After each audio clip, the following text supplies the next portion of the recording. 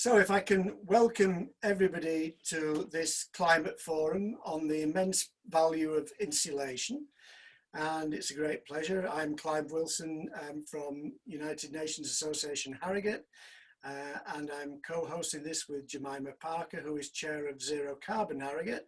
Give a little wave, Jemima. Easy to identify with her beautifully branded background.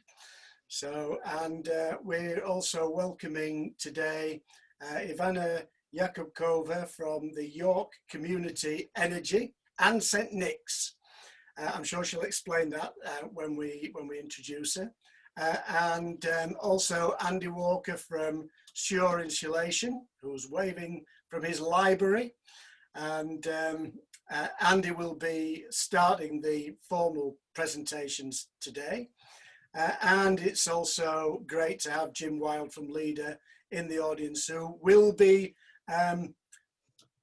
adding words of wisdom impromptu, I think is the best way of putting it. So Jim, great to have you with us, and great to have all of you with us. So without further ado, if I can hand over to Jemima to give us some thoughts of her own on the immense value of insulation from a perspective of Zero Carbon Harrogate. Jemima. Thank you, Clive, and can I add my welcome to everyone.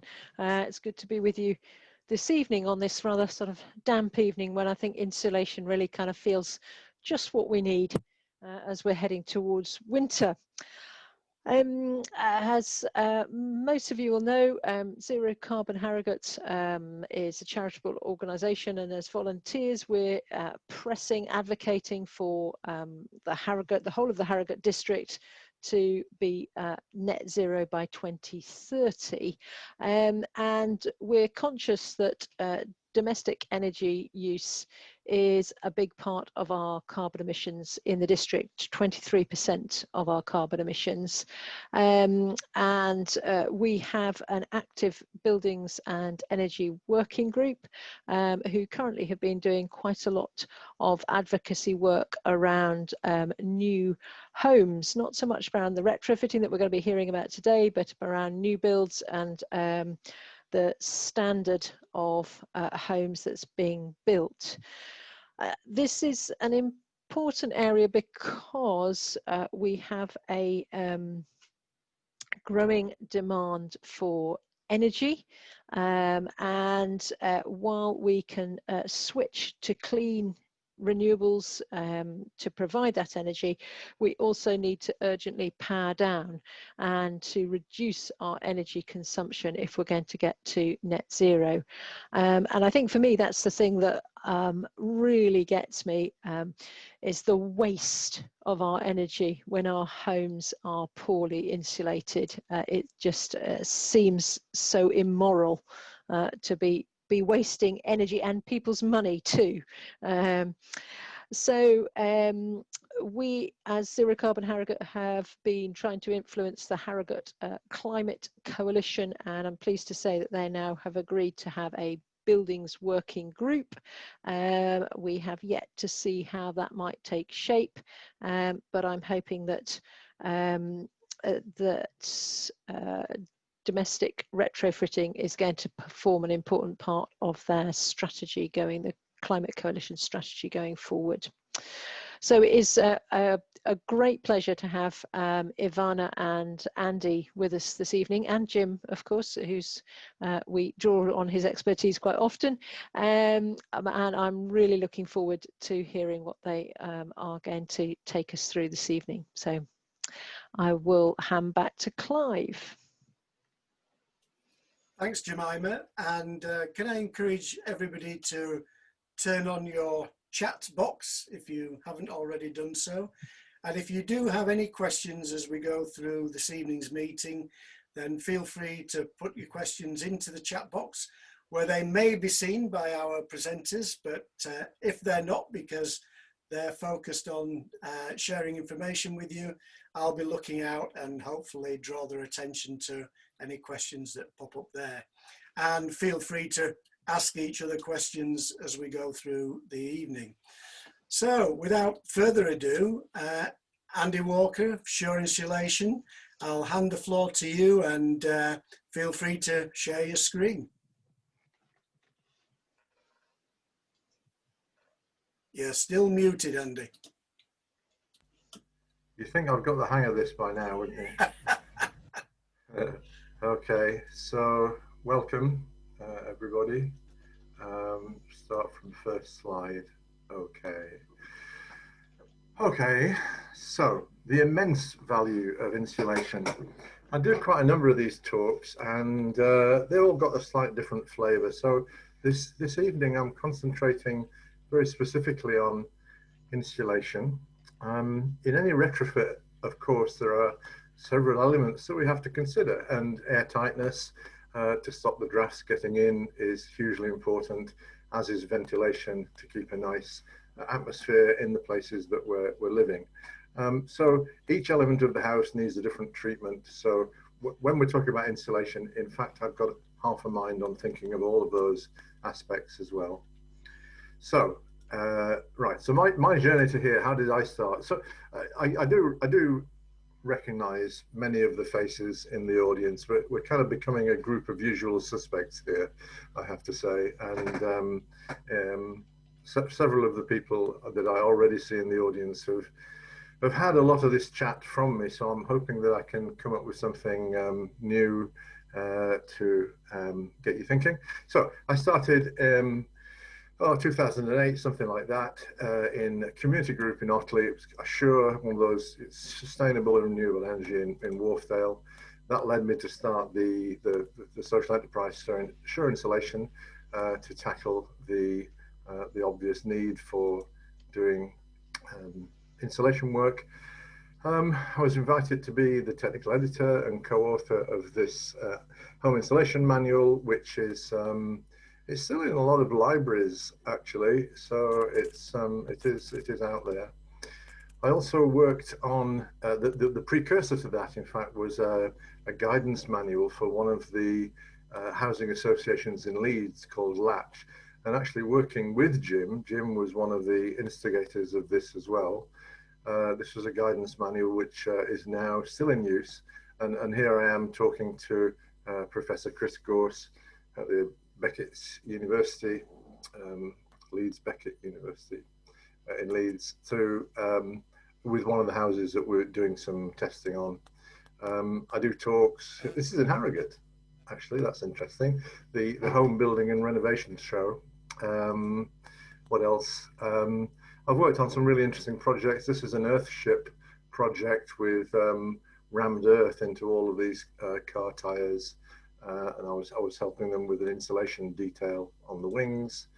I've also been an expert witness to the Leeds citizens jury, where they were considering how to tackle wide-scale insulation in the city. And also more recently, I performed a similar role to the Lancaster citizens jury. And they're really interesting to get people engaged and get people involved. And during the lockdown, I gave some of my time to driving a van, delivering food to charities. Right, I'm going to jump straight into this one. Anybody who's seen one of my talks knows I always end up with this picture. And this is an incredibly descriptive picture. And because Rod, this is in Otley, has insulated his house so amazingly well, the hoarfrost didn't melt on his house, whereas it had melted on all of the other houses. And this shows, I mean, so many people I've met said, oh, well, I have a solid walled house. They aren't solid, by the way. They do have a rubble filled cavity. I have a solid walled house, and it's 18 inches thick or whatever it is, and that keeps the heat in. In fact, no, it doesn't. So Rod has made an extraordinary amount of work in this, done an extraordinary amount of work in this house, and he's created this wonderful dwelling. Let's have a look at some of the things about this house. The reason I'm starting with this is because I see this as being a what's possible kind of slide. He has a wood burning stove, but he rarely uses it. All of his lighting is from ultra bright LEDs. And he had the gas turned off to the house 20 years ago, and the mains electricity bill for 1 year that he showed me is £40. Now I get incredibly excited about this. Now I actually hear that he's swapped out his wood-burning stove for an air source heat pump now, so he's even got away from the pollution and the carbon particulates of the stove. Right, extreme weather events. I came across this site recently, and it's a peer-reviewed analysis of all of the extreme weather events in the last 20 years or so, and what the research is doing is attributing human cause to whether it's a flood or a fire or what it is. And they reckon it's just short of 80% of all of these extreme weather events they can prove, well, their evidence demonstrates that it's down to human cause. Here we are, Guardian from a week ago. These are the fires still raging in California, and it's just not abating. Also in 2020, the first time we've ever had two hurricanes at the same time in the Gulf of Mexico.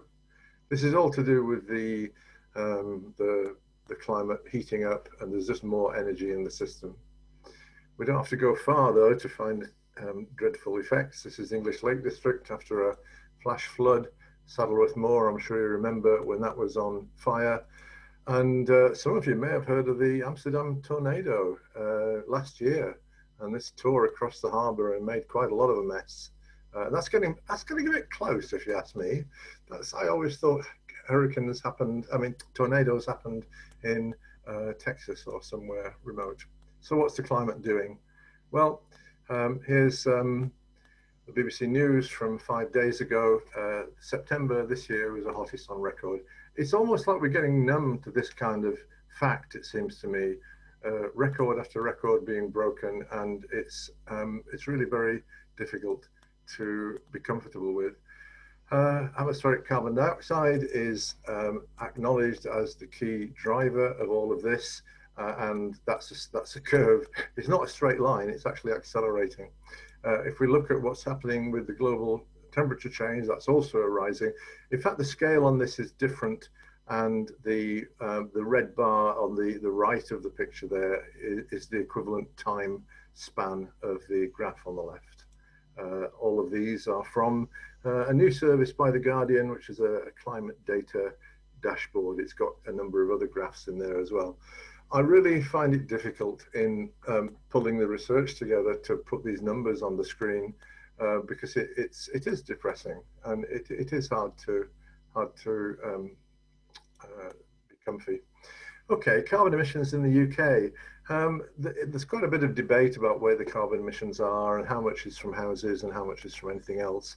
These are the latest figures from the government. 2018 are the latest published figures. They claim it's only 15% from residential, but as we'll see, I think there's quite a bit of inaccuracy in that.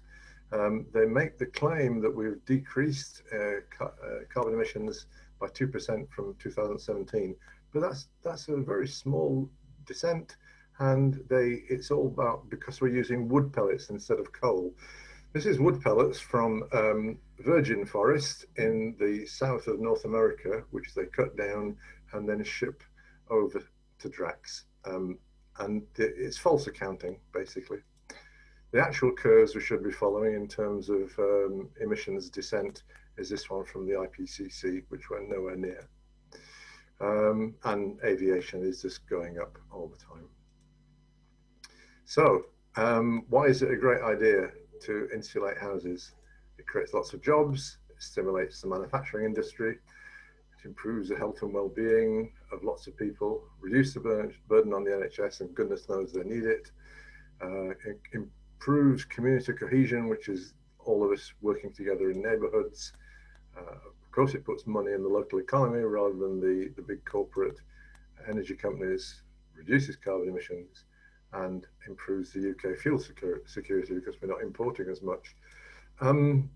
If it's that good, why isn't it the top priority in Britain?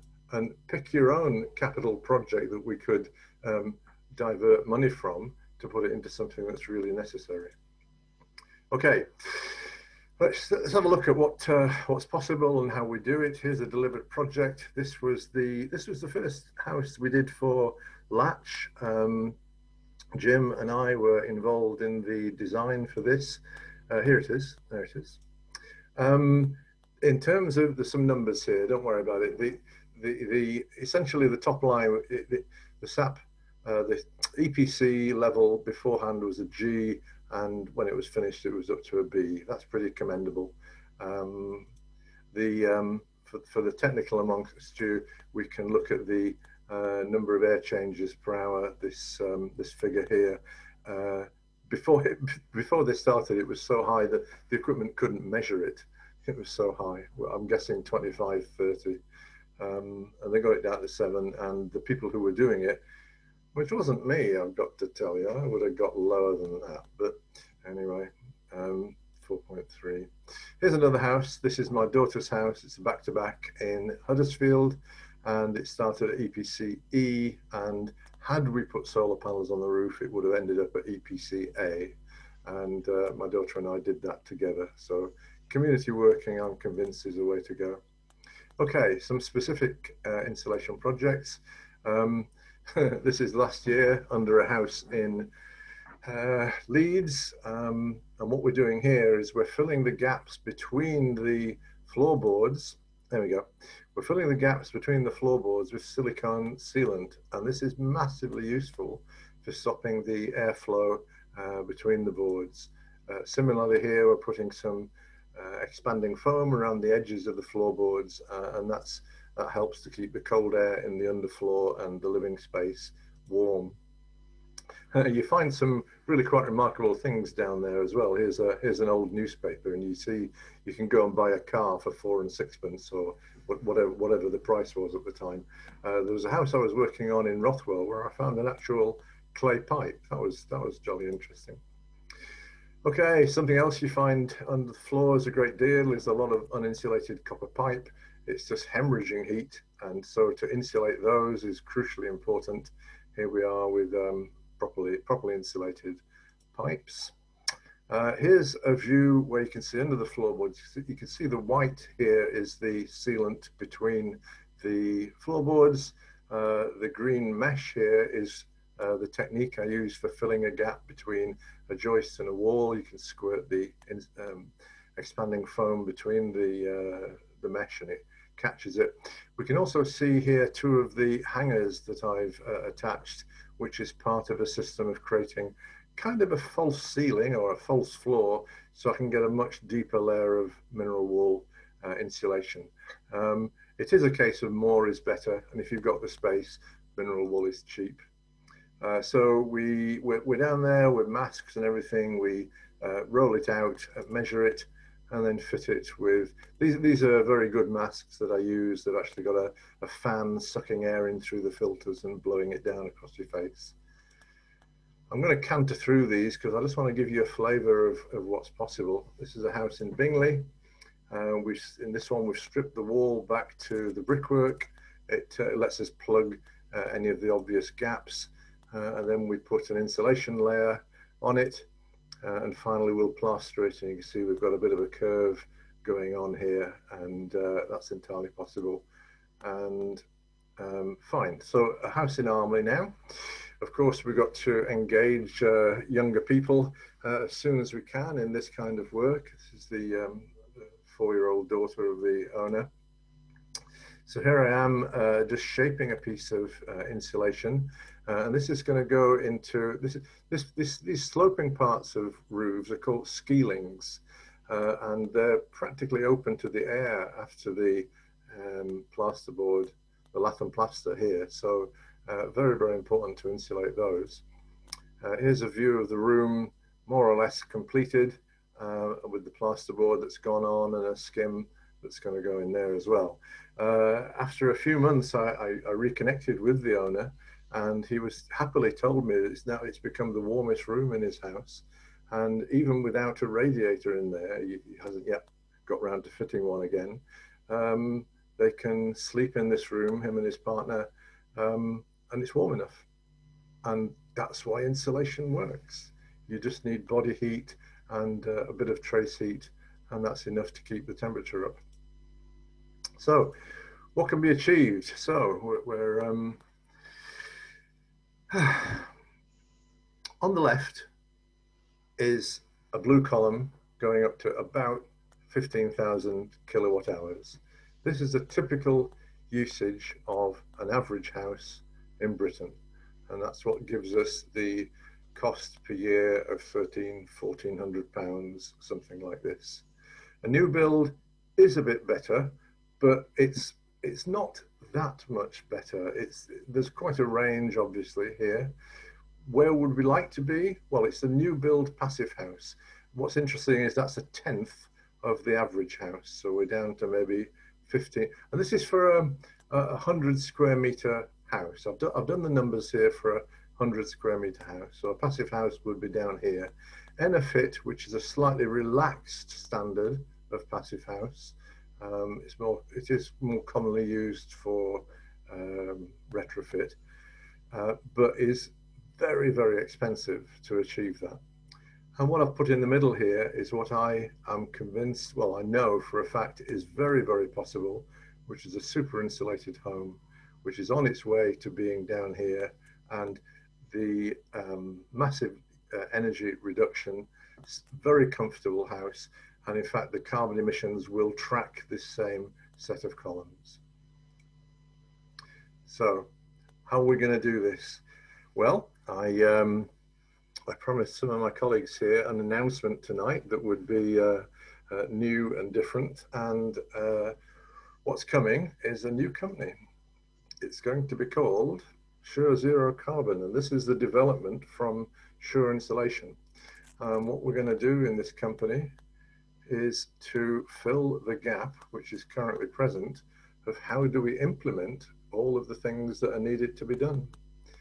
I've tried in many ways, and I've tried to persuade existing builders to take on this challenge. I've had lots of conversations with training establishments, and nobody is moving at the speed we need. Nobody is doing it as a social enterprise, in other words, acting for people and planet, not for personal profit. And the only way I can see of doing this is to do it myself. And exciting times, and I'm prepared for the challenge. Thank you. Well, thank you very much, Andy. So far, all our questions have come from Kirsty. So I think the easiest thing is to just ask Kirsty to unmute and have a brief conversation with you before we pass across to Ivana. Yeah, sure. Thank you very much, Clive. Andy, I thought that was really interesting. And although I am one of those who have heard you speak before, there was enough new stuff in there to keep it really interesting. I do have lots of questions, but I am by no means an expert. So I've got a really basic one, and you'll probably all laugh at me for this. Well, you probably will. So Andy, when you showed that the underfloor insulation, is that exactly the same material as we would have in our loft? Yes. So it's really easy then for everybody to access? Yes. I'll keep my answers short, but I mean, I'm happy to expand on this. As Ivana and many others know, I talk to people at bus stops about this stuff. No, that's great. And then my other questions, I suppose, might be more relevant for everybody. Do you want me to do those as well, Clive? Yes, go for it, Kirsty. Thank you. Okay, well, one of them was about retrofitting, in as much as for Harrogate District, the Place-Based Climate Action Network have done a report for Harrogate, as they have done for most other towns and cities. And domestic retrofitting is actually one of the most high impact things that they recommend for us here in terms of our housing stock, because it's great, obviously, in terms of carbon, as you mentioned, but also it's economically efficient. Would you think in a place like Harrogate, have you got any ideas about how we can help other people to see the importance of that and the doability of that? Oh, what a great question. I think it's leading by example. It's fixing our own houses first, and people then, it's a very personal story. I mean, who are the influencers in the world? And I think it's people you already know. it's community leaders. It's I had a conversation with somebody in New York today, and we decided that community chatterboxes are also people that we should be including in this message, because if you tell them, they're going to tell 100 people.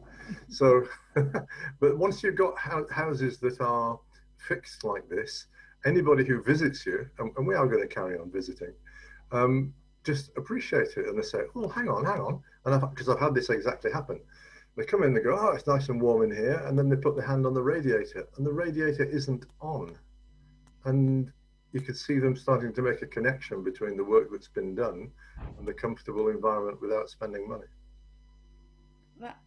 That is great. Thank you, Andy. And then the other thing I was particularly interested in, again, it might be for everyone, but I'm not only thinking about retrofitting, but your slide about extreme weather events increasing with climatic change.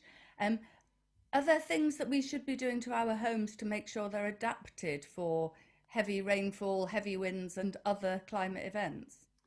Yes, absolutely. And one of the things that's at the basis of all of the work that's being done and recommended is this thing called a whole house plan. And this is where you get somebody in who is able to come and have a conversation with you, and jointly you create a prioritized list of work that needs to be done on your home. And if the person who comes has, you know, a broad view of work that's necessary, then they should be able to help you with looking at, for example, having caps on top of chimney pots, because with the extreme downfalls of rain that we're having, that's going to, you know, stop that water coming inside. You've got to be very on top of cleaning your gutters so that that's not going to start leaking over the edges. Drains, you've got, you know what I'm saying. So the rainwater is a biggest part of it. If you're in a flood area, then there's some very significant things that perhaps you need to do. But as we've seen with Storm Alex going through France, you can be on a hillside and have your house washed away. It's really quite terrifying. Wind, you know, making your house as airtight as possible is good from any angle, because when you got cold air blowing into your house, it's displacing warm air somewhere else, and that's warm air you've paid for and warm air you're probably quite enjoying sitting in. So draft proofing, or I'm going to call it super draft proofing, where you are truly trying to make it airtight, is a really good investment, and generally it's quite cheap. Thanks, Andy. That's really helpful, and all the best with your new enterprise. Thank you. Jim's got his hand up. Yes, go for it, Jim. Just to add to that, Andy, airtightness, obviously very important, but it has to go hand in hand with correct ventilation on retrofit. 100% yes. Yeah. Uncrushable. No, uncrushable. Yeah. And overheating. That's obviously a potential side effect from climate change, and it's perhaps we just need to learn how to manage our houses better and make better decisions about improvements and things. So I've been to a house recently in Harrogate that was overheating, and it was interesting because there was no one cause, and it's just a combination of things that have gone on to cause that house to overheat. So things like the windows being upgraded in inverted commas. Yes, thermal upgrades, but also draft proofing, and not considering ventilation and not considering sufficient openings in these new windows. So this whole house idea is very important, and it's a holistic thing we need to deal with when doing retrofits. Thank you, Jim. I'm going to completely agree with you. And do you know, I'm going to tell you all something that's going to be coming back. I'm convinced of this, and this is insulated shutters. Now, imagine how good it would be to be able to have some folding kind of thing. I'm going to move my hand where the green screen doesn't get it. That folds in. It's got insulation in there, but it folds in, and this actually creates a much higher thermal barrier than the glass and the curtains, but it's reflective on the other side, and that helps to reduce overheating. Oh, it's got to be a winner. Thanks, Andy. We're getting so many questions. I can see that Christopher has got his hand up, and prior to that, Holly from Harrogate College. Holly, are you in a position to ask a brief question to Andy? I know you've mentioned that you'd love to work with him at the college, and I'm guessing you can pick that one up outside the meeting, but your personal perspective question, why don't you put that direct to Andy? Hello, I'm not going to put my camera on because the reason I'm asking is because I'm currently multitasking. I'm painting my new house, which is a shell. So I've literally just moved in to, it's an ex-council 1951 house, and it had all of the air vents wallpapered over for you people talking about ventilation. So just my personal perspective, I think you've already answered it, was saying about draft proofing and other things. It's literally a shell. I've ripped everything out of it. So this conversation I could literally decide to do something right now to do some insulation that's cheap and easy. Got to do it. This is the perfect time. One of the barriers to doing high spec retrofit insulation is it's trigger points, and the point of redecoration of a room, or changing a kitchen, changing a bathroom. They're wonderful opportunities. Don't miss it. The cost of the materials for doing a really good installation job is relatively small, and if you factor in, you know, any other work that you're doing in the house or in a room, it would be a very small proportion of it. But you just got to do it right. There's some gotchas. I'm not trivializing this, and I can see Jim smiling behind his hand if he thinks I am trivializing it, but there's just some things to get right. You've got to be ambitious with your design targets, and then you've got to have lots of attention to detail at the install stage, and you've just got to be very mindful of where the moisture is going, where your airflows are going, and it's still got to be structurally sound when you're finished. It's not that hard. Now, I encourage community groups to work together. I'm really happy to share my skills and my knowledge, and up to a point you can just help each other, just learn about this stuff and start the conversations, have forums, and I'll chip in when I can. The whole house review, I'm not here to sell that. I'm here to talk about what's possible, but once you've got a plan, then you can work around each room and make a fantastic difference, transformational difference. We're talking about reducing the heat loss through each surface to below 1/10 of what they are at the moment. A tenfold better. Through to Andy. So yeah, talk to me separately, and if you want to do something, I'll be very happy to do that. Christopher's got his hand up. You're on, Chris. I'm on, yeah, but I actually made the first question, but it doesn't appear to have gone through. I don't know how you make it go. Where's the go button on the chat line? You just hit return and it goes. What, my return on my laptop? Yes. But why don't you just ask Andy? He's waiting for you. Right. You can tell from my accent I'm not local. I've inherited from my deceased mother a 50s bungalow, solid wall. It was before I moved, and that's family circumstances that made me move here, but that's another story. It was externally insulated with the top end, external insulation.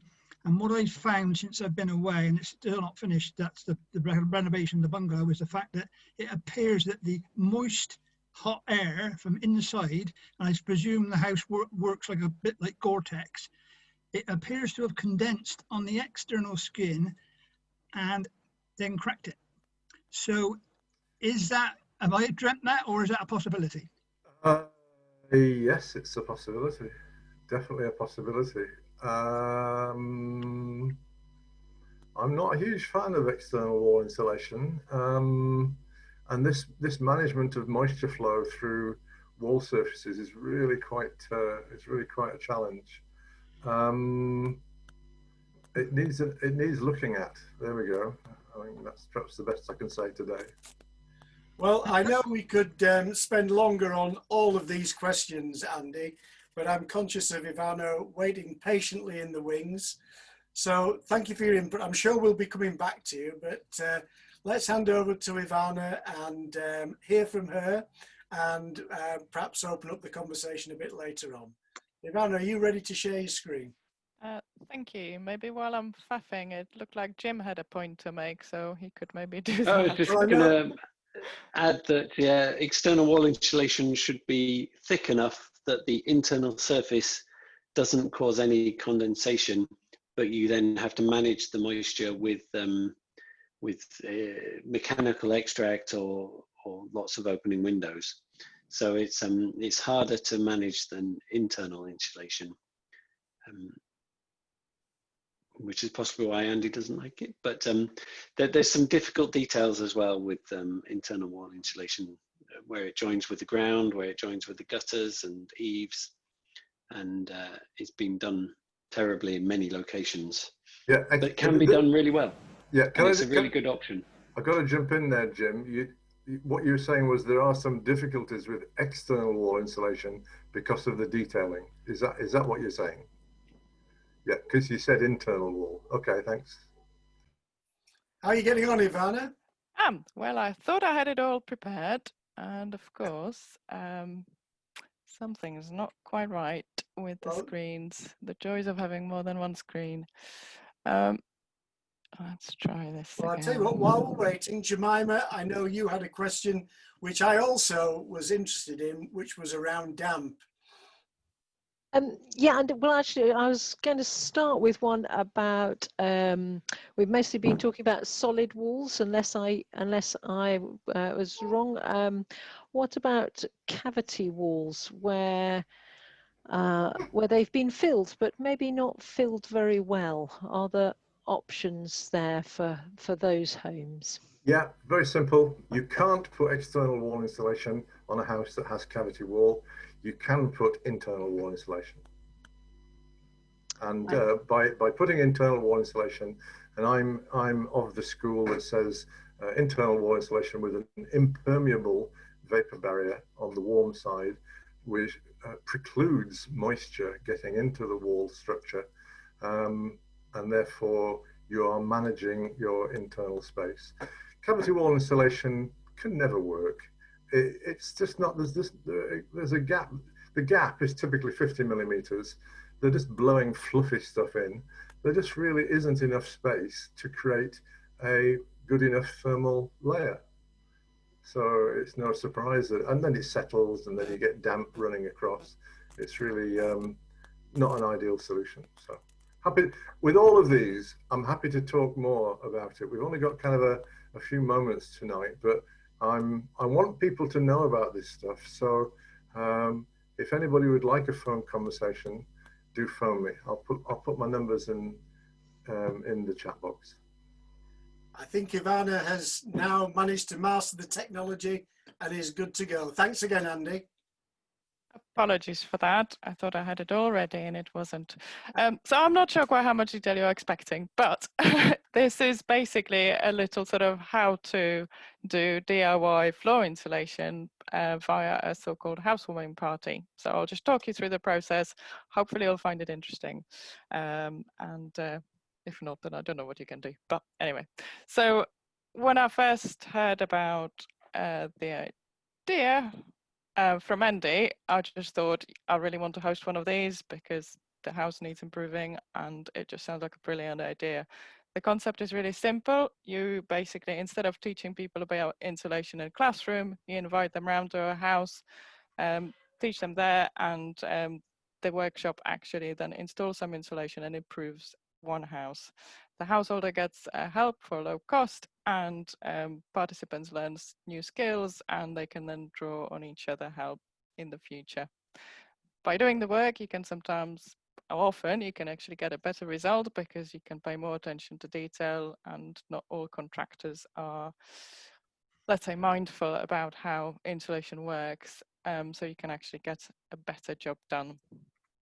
My partner needed a little bit of convincing that inviting a group of strangers to rip up our floorboards was a good idea, but eventually did consent, and we don't fly, eat meat, or drive much. Well, we don't have a car. So improving the house seems to be the best way we can further reduce our carbon footprint and improve our standard of living at the same time. So we set the date for 6th of April, and we got the help of St. Nick's, which is York's Centre for Nature and Green Living, where I work as my day job, and York Community Energy, which is my spare time hobby, to facilitate the workshop. So we sort of did it as a bit of a team effort. But as Andy's already explained, first of all, we did look at a whole house plan, which is still, it's sort of changing and adapting, but we know roughly what we want to do to the house, because each house is unique. So we want to make sure that what we're doing now will not compromise what we're planning to do in the future. So we want to do things in the right order, and it helps minimize some of the risks that might be associated with retrofitting an existing house. Now, 15% of heat loss from the floor may not sound like an awful lot, but actually a lot of the heat or coldness that we perceive is from surfaces rather than air temperature. So having your feet on a cold surface can actually make you more likely to crank up the heating. So starting with the floor seemed like a good idea. And in a terraced house, for instance, that could actually be a bigger area than your external walls. So yeah, starting with the floor is good, especially if you then want to go up further and work on the floors. Now, I did assume that Andy would explain all about U values. I don't really have the time to go into them, but we did make a plan for the party and sort of checked on our assumptions. So kind of had a look under the floorboards to see that actually it is what the void is like, that there are no signs of dampness, which would have meant that would need resolving first.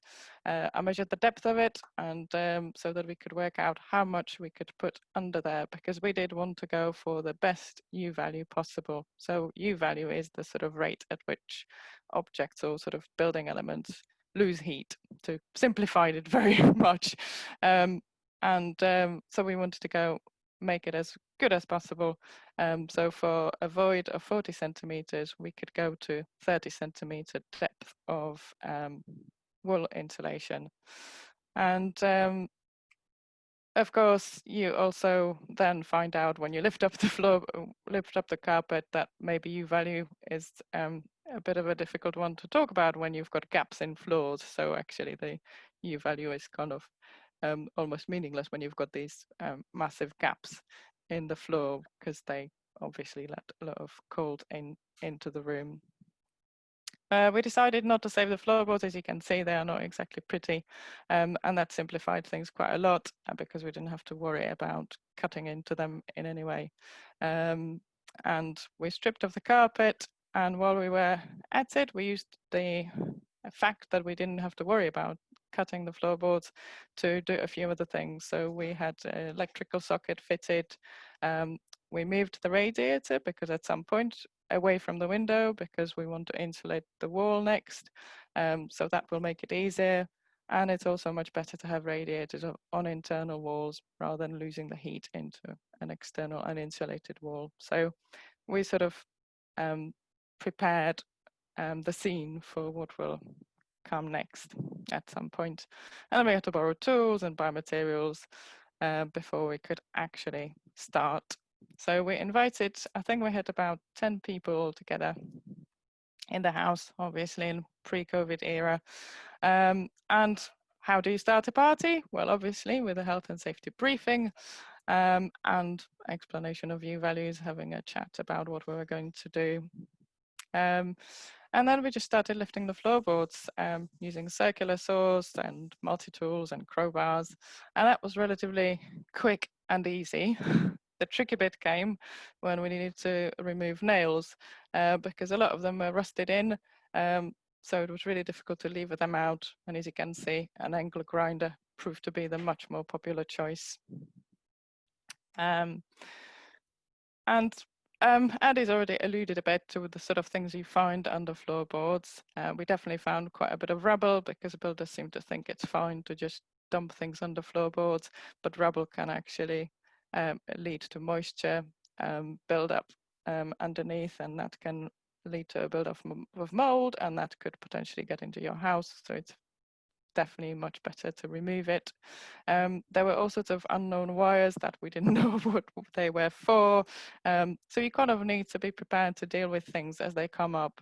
On the right-hand side, next to the fireplace, you can see a wall that used to hold up the hearth, which is not there anymore. The fireplace is not in use. But that wall, leaving that up, would have meant that there would be a cold space without air circulation going under the floorboard. So what do? We had to break the wall. And you know, you also need to be watching out for joists that might be damaged or rotting. So having someone like Andy on hand who knows how to deal with these problems is certainly incredibly useful. The next step, and Andy's already sort of mentioned it a little bit, we need to create a matrix, sort of wooden batten matrix for holding the insulation up so that it wouldn't sag. And Andy's simple method uses these wall ties, which are normally used to help keep two bits of wall together, and twisting their ends by 90 degrees then turns them into these sturdy holders. These are then suspended from the joists and secured at sort of fairly regular intervals, and where the battens cross, we used cable ties to secure them so that insulation couldn't push them apart and drop in between. The pipes that were going under the insulation layer then got insulated to make sure that we are not wasting heat underneath, whilst the cables, if they were especially powered cables, needed to be put in conduits. So there's a few things to kind of do before you can actually put the insulation in.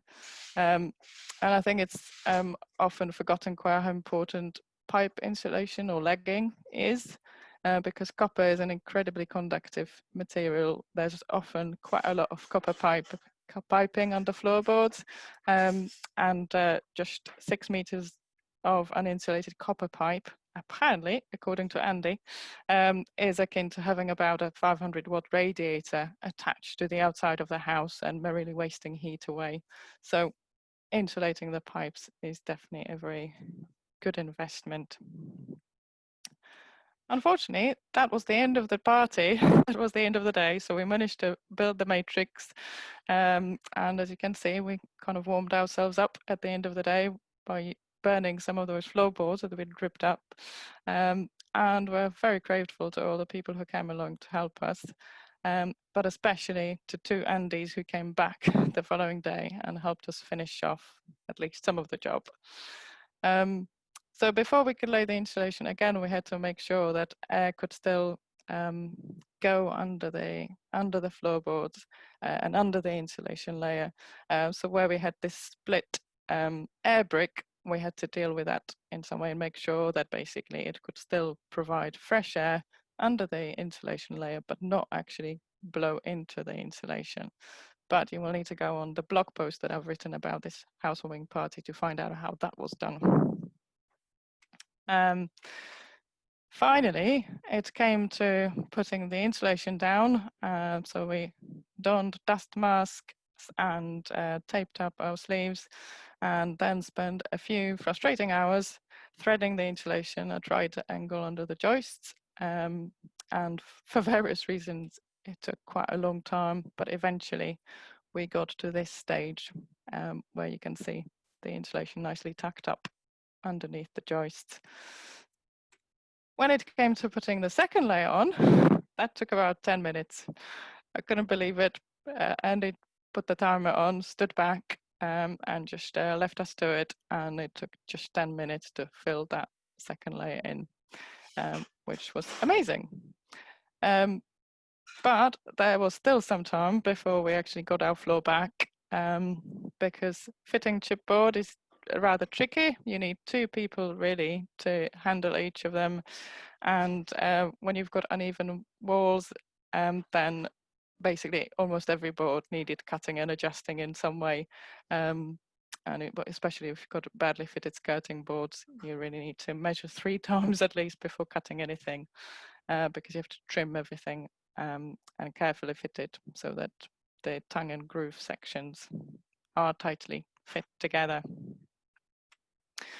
And then there comes the rather time-consuming job of filling the gaps. So you've got the floorboards down, but then you need to ensure that the whole layer is airtight and that the boards stayed put. So all the panels were glued together and also screwed to the floor joists. So that took quite a bit of time. And then there were some sizable gaps around the edges of the room, which again had to be filled. Again, Andy has an ingenious technique for filling the really big ones, which I've described on the blog post. The rest were done with foam and silicone. I must say now I would probably use a different kind of foam because that one expanded a bit too much and then we had to trim a lot of it away, and it's better not to cut into it if you can avoid it, again, for better air tightness.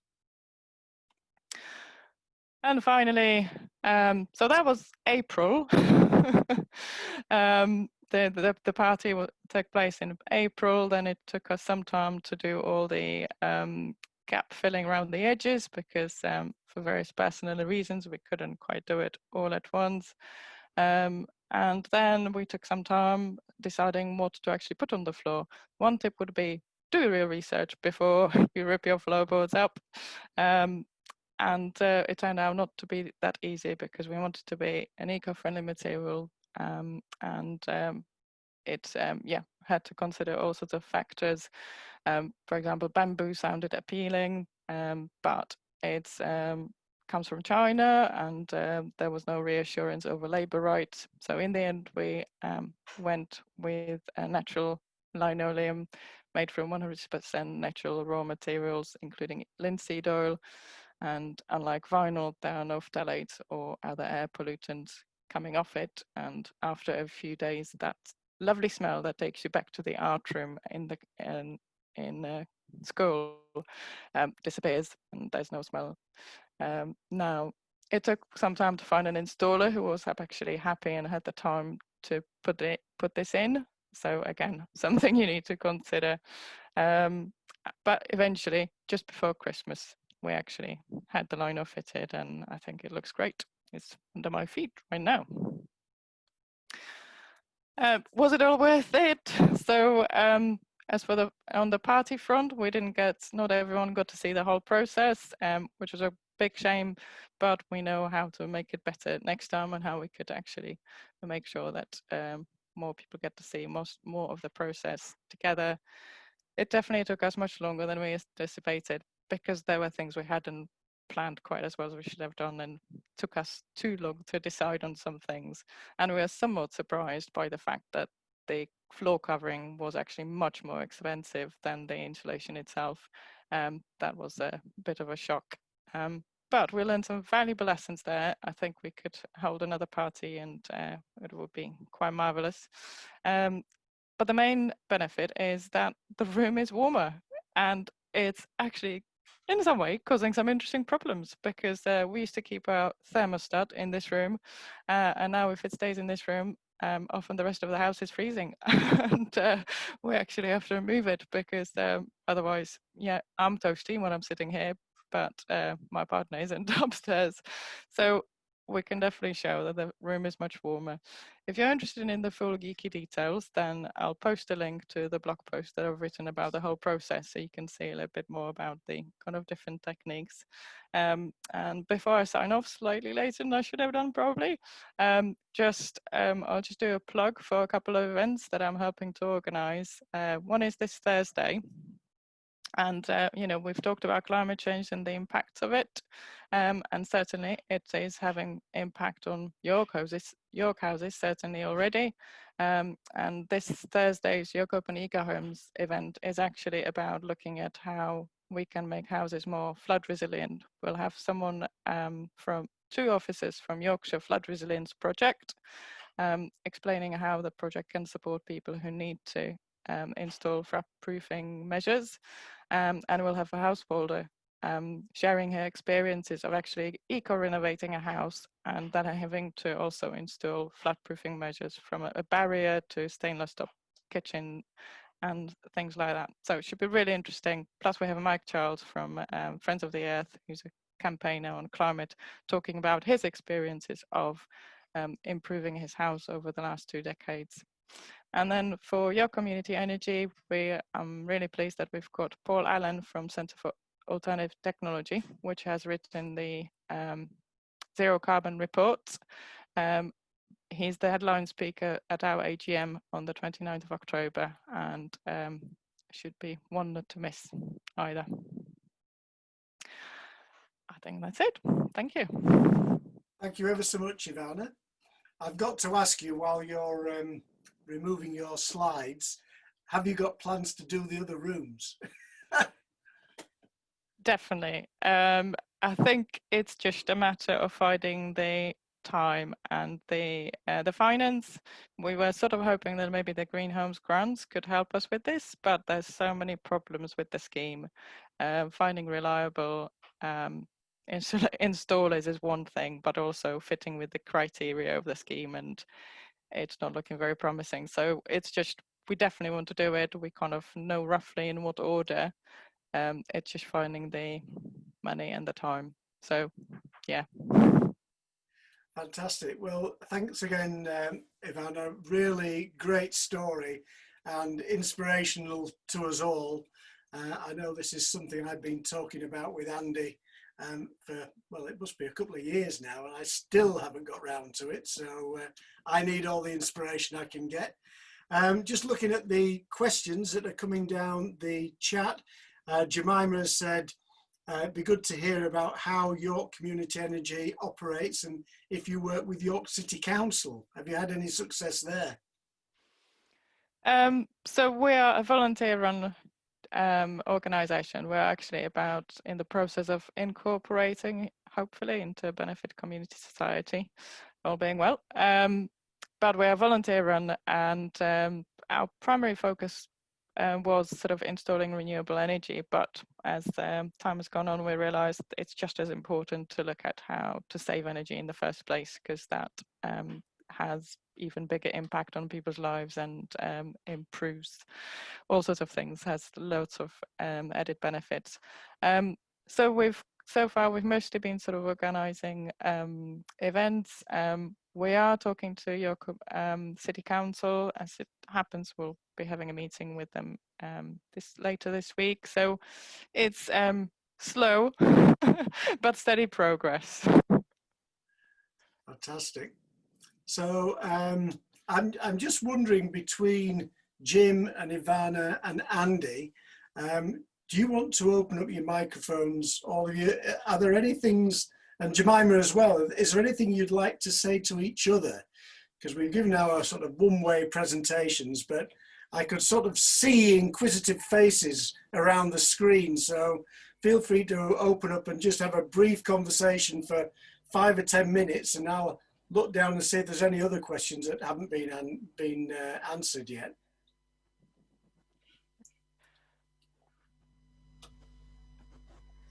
Silence. I know. I was just going to thank you both for your presentations, because I've learned new things this evening, and it's always inspiring to see this work in action. And yeah, really good to hear your story, Ivana, actually, of actually how the process works. So thank you for that. You mentioned just at the end there the Green Homes initiative and the government funds. I'd be really interested to hear all your views on that, and what are the good bits, if we can draw some out, and what are the snags, and how with Zero Carbon Harrogate could we be promoting that better so that people can get the most out of it? Ivana, I mean, I'm gonna promote Ivana into the question answer here by saying that York Community Energy have done some really good work in terms of describing simply what's on offer, and put some really good explainer pages on their website. And I think to be advocates is the best thing you could be. Ivana. Yes, I'll find the links. I think the most, well, I don't know. I think the thing to say is that it seems that there's discrepancy between what the what BEIS and the rest of the government want. I think the government wants a quick solution to economic recovery. They want a solution that's similar to the Eat Out and Help Out scheme, so some sort of a voucher you give to people, and there you go. You know, your house is sorted. But retrofitting is really not quite that simple. It does ideally require a whole house plan. It requires a holistic approach that needs to be thought through. Probably shouldn't be happening over winter, because quite a lot of the stuff is probably better done when the weather's better, although of course with internal insulation you certainly have much more flexibility. And from what I gather, the latest news is, at least that I heard, is that actually the vouchers cannot be drawn until November at the earliest, but the deadline is very much March, at the end of March. That hasn't moved. So it does feel a bit like something that the government's trying is a very short-term approach to retrofit to what needs to be a massive infrastructure program that the government is actually serious about, and you know, trying to do it within a few months. And actually I think the voucher itself is then only valid for 3 months, so you have to get your work done quite quickly. There's not that many installers who are accredited. We try to find, we just wanted to sort of see how the scheme works, and so we approached 3 installers from the database that came up for York postcode. So far 2 haven't responded, and 1 has said that actually they are not operating in this area. So there's, yeah, I'm sure Jim probably can think of a few other things to say about this, but it's certainly, it's great that the government wants to spend some money in retrofit, but it's not going the best way about it. Any thoughts, Jim? It's well, we just haven't bothered looking at it. It's one of those flash in the pan type things that will involve mis-selling and other rather unhelpful things. So, and as ever, it just doesn't solve the actual problem. It just sticks a plaster on some more broken boilers, perhaps installs a heat pump into a house that might not be suitable. And you talk, you know, if any plan talks about cavity wall insulation as a solution, it's on the wrong track, and it just gets a blank face from me. Yeah, Anthony Day. Hello. Yeah, I've just finished an interview with Simon Ayres, who is the chief executive of Trustmark, which is the organisation which certificates the installers for the Green Deal. Now, I'm not going to go into a great deal of what he told me because we were on for half an hour, but there are a lot of interesting information, bits that come out. Like, for example, this 2 billion which they're spending is over and above the 9.7 billion in the Conservative manifesto.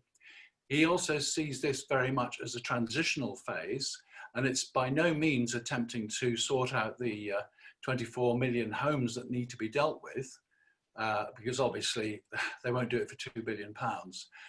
He also talked very much about the fact that previous schemes where there were subsidies for insulation and so on had actually been abused, and that there was fraud, and that they were doing everything they could to make sure that in the future this wouldn't happen again.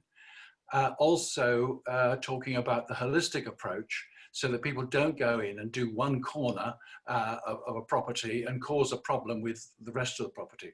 So anyway, that interview's on my podcast. It'll be out on Friday if people would like to listen. So say more about the podcast, Anthony, so that people can find it.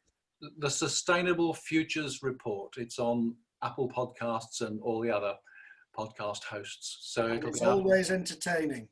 Thank you. It'll be out on Friday. Thanks, Anthony. Okay. And there was a question, I think it was from Holly, about floors, concrete floors, solid floors, and Andy gave the cursory reply, there's an insulation solution to everything, or something along those lines. Do you want to just in a couple of sentences say a little bit more, Andy, for Holly and others that may have that problem? Yeah, solid floors are a challenge. I mean, once you start looking at the thermal targets, and in U value terms, you've got to be getting down to the kind of values below 0.2 down towards 0.1, which is the area where you're looking at passive house performance. To get that kind of improvement with a concrete floor, you've either got to dig down or build up, so that you can get some material that's really going to do the kind of work, do the job for you. And it's going to depend on the structure of the house and what your appetite for disruption is. I mean, digging out a concrete floor isn't actually that hard. You just got to make sure the walls don't slide down at the same time. You really don't want to do that. But it is possible. If it's not possible to do either of those solutions, then my recommendation is just to put the best thermal break that you can on the top of it. Ivana has made the perfectly good point, is that body heat radiates towards cool surfaces, and that makes us feel cold even if the air temperature is high. So the simplest solution is probably rubber-backed carpet tiles. I mean, they may be ugly, but they work. There you go. I could almost feel Jim's cogs whirring. Do you want to add to that, Jim? Only to say the solution is to dig it out. If you're talking about zero carbon futures and things, then that's what you need to do.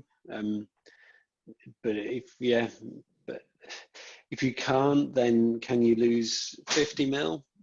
So a 25 mil insulation layer with the board over the top.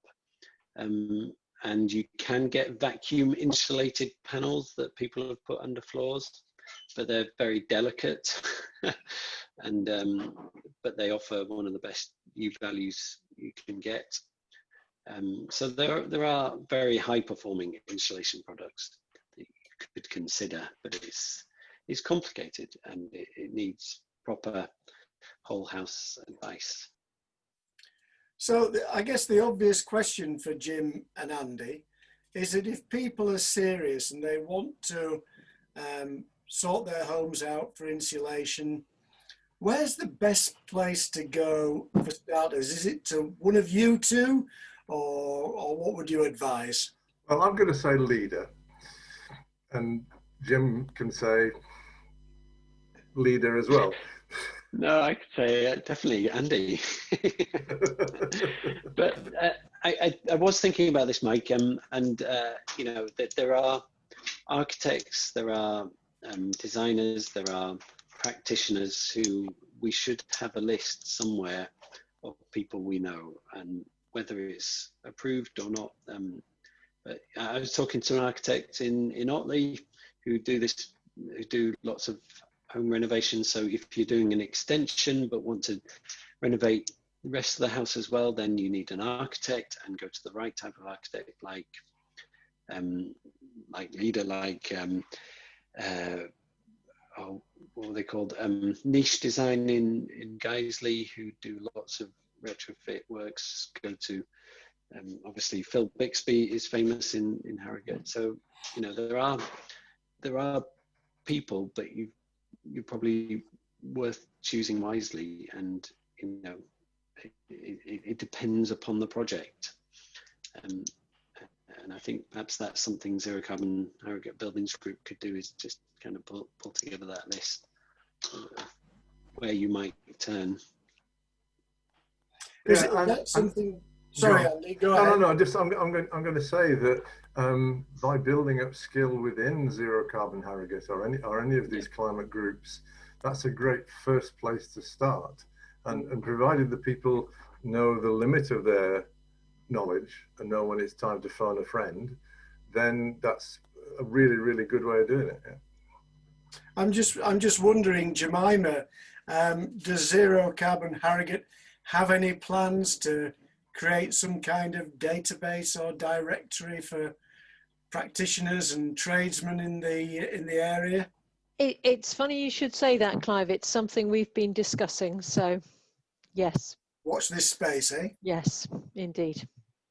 Fabulous. And if anybody's got suggestions, I was going to say, if you can send them to me, or to better still to Ian, who heads up our buildings group, that would be great. Ian, did you have your hand up? Or are you just waving at us? Yeah. I can't hear you. Huh? I was just scratching my nose. Oh yeah. That's something you should never do at an auction, I'm told. But I'll put my email address on the chat in case anyone wants to send some suggestions of contractors or architects. Certainly. Very good. Well, I am conscious of the time. It's coming up to 7:15. My aim is always to get you away for your tea by past. So any final questions? We've probably got time for one or two more questions if anybody has them. I can see Mike K poised over his camera there. No, he's shaking his head. It's not a bid for a question. Anybody else before I hand over to Jemima? I'm just going to come in with a quick question on cost, actually, because we haven't particularly talked about cost. Yeah. Every house is different. I appreciate that. But to get a house to the kind of standards that Andy, you were talking about, what kind of cost are we talking for an average house, which I appreciate there isn't such a thing, but 3-bedroom semi in Harrogate, eh? Yeah. I understand the question. It depends who you're getting to do it. I mean, one of the things, you know, okay. It's a really tough question to answer. I think you'd be looking at to really do it, to have a really good go at it, 25 to 30k. Mm. But it depends where you're starting from. I mean, I'm including windows and doors in that, but that's getting an external company to come in and do it for you. Yep. One of the pieces of information we've had out of York City Council is they've got a very forward-looking councillor, Denise Craghill, and she's the executive lead for housing there, and she's pushing for a pilot project of getting 8 houses to Enerfit standard. And the quotations that they've had back are £68,000 per house, and the occupiers have got to move out for 6 months. Now, I think that's ridiculous. And, you know, I've actually laid down the gauntlet to York Council to say I will do it for half that price in 30 days. And Andy, if I can interject, last time you and I had this conversation, you made the point that whilst that might sound like a big investment, even at the £20,000 to £25,000 mark, yeah, of course we tend to decorate our rooms in sequence and do one a year or whatever the project plan is, and it's perfectly feasible, from what you were saying before, to do a room at a time or a room a year, and start where most of your living is, so that you can get the biggest benefit for the lowest expenditure. Do you want to just say a bit about that and add in, are there problems with doing that because of the flow of hot and cold air around the property? Yeah, very happy to answer that one. You absolutely don't have to do the whole house in one go. And the greater majority of the work that I've done with customers is when they're still living in the house. And to deal with that, we empty one room of furniture, it all flows out into another room. We do the work, and then the furniture flows back in with the tide. And then after they've caught their breath, we then go on to another room. The crucial thing is to be aware of how one phase of the work will tie into the next phase, and the approach that I use does that. Thanks, Andy. I think that, I mean, your questions are really difficult to answer, Clive, because they come in 17 parts, and I can never remember all of them by the time I've started the answer. Well, the final part was about the flow of hot and cold air around the property. Is it a problem when you've only partially insulated? No, because houses are like that anyway. Yeah. No, it's not a problem. I mean, listen, condensation and mold are a problem in every house. Condensation and mold happen because of three things. It's moisture in the atmosphere, cold surfaces, and not enough ventilation. So if you've got a room that you're not using very much, my simple advice is you shut the door, you turn the heat down and open the window, and you won't get mold. Cool. Well, thank you very much, Andy. And thank you also, Ivana, for your wonderful presentation of the project, for Jim with his words of wisdom. And before we get to the 7:30 mark, Jemima, some final thoughts for us.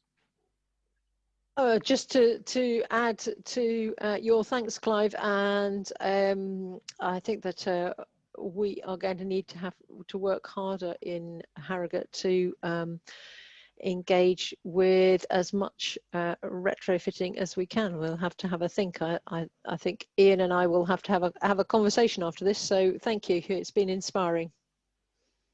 Thank you. Well, on that note, thank you everybody for joining us, and do keep an eye on the events calendar. There are more climate forums coming up for this year and into next year, so hopefully we'll see you there. Good night, everybody. Good night. Thank you for inviting me. Bye. Yes, thank you. Bye.